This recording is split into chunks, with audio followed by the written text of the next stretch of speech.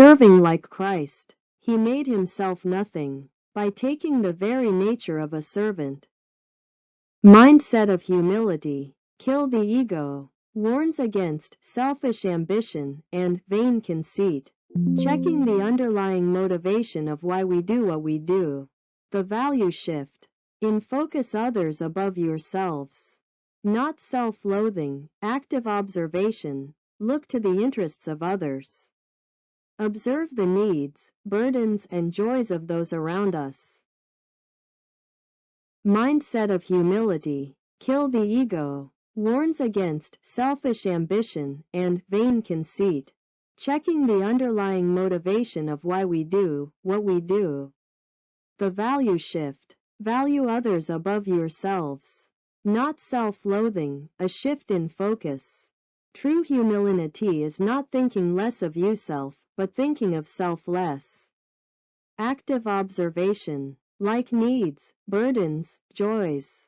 Look to the interests of others. Observe them the needs, burdens, and joys of those around us. The example of Christ. Believers are to point to Jesus. Not good advice, pep talk only. The Great Descent. Though Jesus was in very nature God, he did not use his divinity for his own advantage. The emptying. Jesus made himself nothing.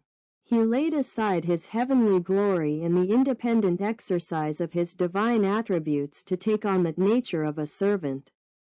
Human identification. By being born in human likeness, he didn't just visit humanity, he joined it. He experienced hunger, fatigue, and temptation, yet remained without sin. Jesus' sacrifice death was obedient to the Father's will. The cross, in the Romans world the cross was the symbol of shame and curse. Jesus' death to bridge the gap between God and man. Self-loathing mean, dislike and hatred of oneself. Feelings of not good enough, lacking from within. Sign of self-loathing, comparing oneself with others. People pleaser, feels like a losser.